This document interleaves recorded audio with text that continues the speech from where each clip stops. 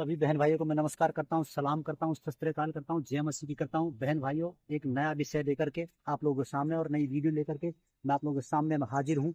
जैसे कि बोर्ड पर लिख रहा है कि मैं कंफ्यूज और भ्रम में हूँ, कौन सी शादी करनी चाहिए, लव मैरिज, दूसरे उसमें है लव प्लस अरेंज मैरिज, और दूसरी है अरेंज अरेंज अरेंज मैरिज, और यानी प्यार की शादी या प्यार प्लस समझौते की शादी या समझौते या समझौता की शादी।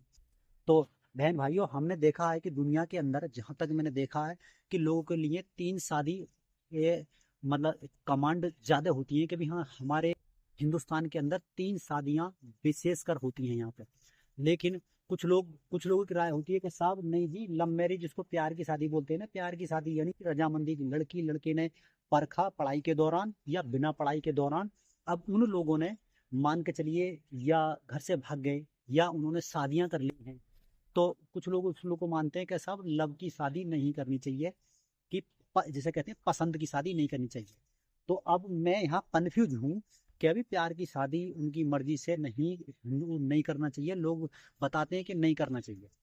क्यों? वो ये बताते हैं कि ज्यादातर ये शादियां सक्सेसफुल नहीं है, वो टूट जाती हैं। तो बहन भाइयों, मैं यहाँ पर कंफ्यूज हूँ क्योंकि मैंने देखा है, या तो वो लड़की और लड़का प्यार का मतवल या अर्थ या मीनिंग नहीं समझे हैं कि प्यार क्या चीज है।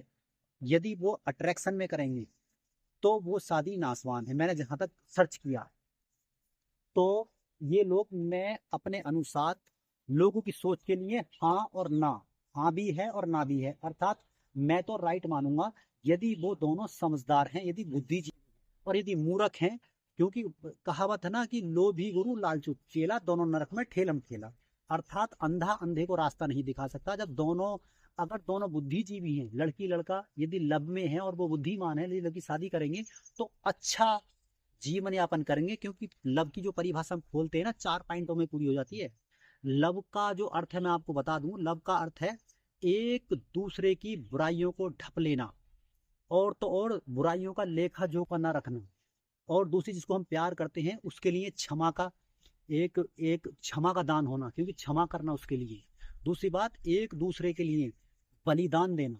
ये तीन चीजें हैं, दोनों तरफ से ये चीज होंगी। चार चार पॉइंट अगर हैं तो उसको प्यार बोलो। और बना वरना अट्रैक्शन है, कहते हैं मेरे से शादी ये दिखा कर करा, या झूठ है या फिरेब है उनके अंदर, तो वो प्यार नहीं है, वो एक झूठा जाल है, सिर्फ गड्ढे में गिरने का।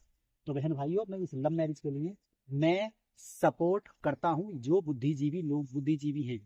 क्योंकि कुछ लोग सिर्फ खाली ओवर कॉन्फिडेंस होता है, अर्थात झूठे बुद्धिजीवी होते हैं। झूठे झूठे बुद्धिजीवी की बात नहीं कह रहा। तो मेरा मानना ये है, मैं भ्रम में हूँ कि अभी ये शादी कैसे है। तो मैंने जब सर्च किया तो मैंने लिखा कि यदि बुद्धिजीवी हैं तो वो शादी करें और अच्छा लाइफ, अपना लाइफ जिएंगे आगे के। तो ये मैं इस चीज के लिए मैं इसका समर्थन करता हूँ। दूसरी बात है love marriage plus arrange marriage. अब दूसरी बात, कुछ लोग बोलते हैं कि जी लव मैरिज और अरेंज मैरिज हो तो बड़ा मजा आ जाता। जी हाँ, यदि वास्तव में अरेंज मैरिज का मतलब ये लोग ही मानते हैं कि उनके माता पिता, उसके रिश्तेदार सब लोग राजी होना, और लड़की लड़का तो विशेषकर राजी होते ही हैं पहले से। तो ये इसको अरेंज मैरिज और प्लस लव मैरिज की शादी बोलते हैं, प्यार की शादियां और समझौते की शादी। तो बहन भाइयों, तो लोग मानते हैं कि ये शादियां अच्छी होती हैं, सक्सेस होते हैं, सब लोग रजामंदी से होते हैं। तो अच्छी बात है। इसमें भी लव की बहुत बड़ी भूमिका है, प्यार की बहुत बड़ी भूमिका। चार जो पॉइंट हैं प्यार के, वो इनमें भी लागू होते हैं। यदि इनके अंदर नहीं है और अरेंज मैरिज है तो फिर बेकार है।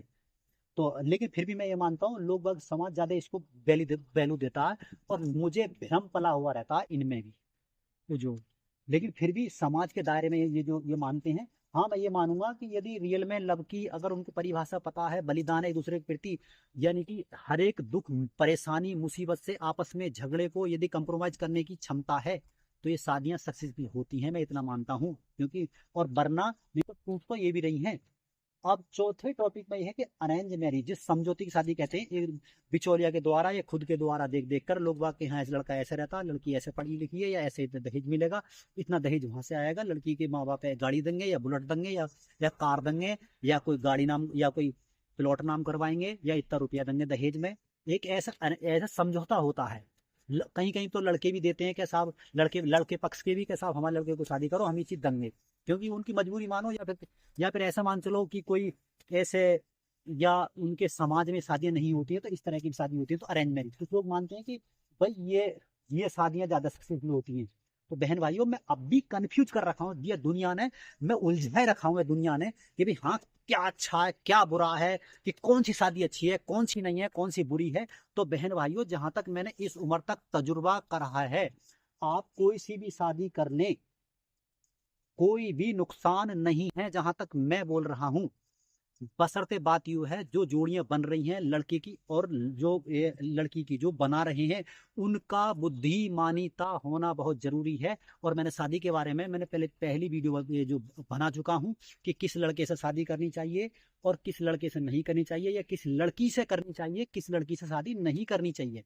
तो मैंने ये देखा है कि यदि बुद्धिमान है तो उनसे शादी करने में कोई भी हर्ज नहीं है। ये जो लव मैरिज हो या love marriage plus arrange marriage हो या फिर अरेंज मैरिज हो, अर्थात बुद्धिमानिता और रियल में एक दूसरे के लिए समझदारी प्यार हो, तो कोई सी भी शादी फेल नहीं होती है। हालांकि मैंने देखा है कि बड़े बूढ़े खासकर लोगों के अंदर छुरा घूंसते हैं, क्योंकि नहीं नहीं नहीं ये अच्छा नहीं है जी, नहीं नहीं वो तो बिल्कुल अच्छा है ही नहीं बिल्कुल भी। और तो और यदि आगे व्यंग में जाते हैं तो मैंने और भी सर्च किया है, आगे व्यंग में तो ये है, यदि आपको टॉपर लाइफ में जाना तो इन रीति रिवाजों से ऊपर उठ जाओ। रीति रिवाजों से ऊपर उठने का मतलब समझ रहे हो, यानी ये ऐसे एज ए आप परमेश्वर खुदा के मतलब एक मैन ऑफ गॉड बन जाओ। अब ये मैन ऑफ गॉड का मतलब परमेश्वर के लोग बन जाइए आप। परमेश्वर के लोग जाति और धर्म नहीं देखते हैं, ध्यान रखना, क्योंकि वो तो खुद प्यार मानते हैं कि प्रेम परमेश्वर है, प्रेम मोहब्बत है, प्यार ही खुदा है, और खुदा और प्रेम ही इबादत है। तो क्योंकि लिख रहा है कि जब प्यार को जब परमेश्वर को जान जाओगे रियल परमेश्वर के लिए, तो उसमें सारी चीजें आ जाएंगी उसमें। तो उसमें अगर हम सुपर सुपर पावर में जाते हैं तो उसमें ना कोई जाति चलती है, ना कोई धर्म चलता है, और ना ही कोई पास पड़ोस दूसरे वाली, ना कोई रुकावट बनती है, ना ही समाज रुकावट बनता है। हाँ ये रुकावटें बनती हैं, लेकिन जो मनुष्य सुपर पावर में लड़की लड़का जीते हैं वो उनके लिए कोई रोक नहीं सकता, सिवाय परमेश्वर के सिवाय कोई पावर रोक नहीं सकती उनके लिए, ना तो समाज ना धर्म ना कोई जाति उनको नहीं रोक सकती है। तो ऐसी शादी करने में मजा है, और मैं ऐसी बात ऐसी उनके लिए मानता हूँ, क्योंकि ये तो पहले से ही कंप्लीटली ऐसे वचन हैं कि अंधकार और ज्योति का क्या मेल, ए समान जो में मत जुतो, और अविश्वासी और विश्वासी क्या नाता। क्योंकि बाइबल भी इसको रिकमेंडेड कर रही है सबसे ज्यादा जो, क्योंकि शादी के बारे में तो बाइबल साफ साफ बता रही है। तो मैं जहां तक मैंने तजुर्बा किया है, यदि ऐसी शादी हो तो क्या लाजवाब की जिंदगी है, क्योंकि मैंने देखा है आंखों से लोगों के लिए। मैंने बारातें शादियां भी करी हैं मैंने उन लोगों की, और मैं उनके उनके वैवाहिक लाइफ के जो बाद में जो जीवन है वो भी मैंने जीवन देखा है। तो क्या लाइफ है, परमेश्वर सबको आशीष दे, ऐसा लाइफ सबको दे। तो मेरा मेरा रिकमेंडेड इन तीनों पे भी आप जान होंगे मेरी राय, और जो मैंने इनसे हटके और जो राय है वो भी मैंने आपको बता दी है। आशा करता हूँ आपके लिए जानकारी आपको अच्छी लगी होगी, और आपके लिए भी कोई अगर ये कोई विचार हो इनको लेकर के तो बताएं, क्योंकि मेरे अंदर जो भ्रम था वो मैंने कह दिया, लेकिन भ्रम से अब पर्दाफाश तो हो गया है, क्योंकि भ्रम से थोड़े हम उठ गए हैं। और कुछ अगर कमी होगी तो और उठ जाएंगे आगे के लिए। बहन भाइयों मैं आपसे आशा करता हूँ आप भी कुछ इससे सीखें या फिर मुझे भी कुछ सिखाएं, और इसमें आशा करता हूँ वीडियो आपको अच्छी लगी होगी। अच्छी लगी तो लाइक शेयर सब्सक्राइब करें, और मैं मिलता हूँ अगली वीडियो में। तब तक के लिए सभी को नमस्कार।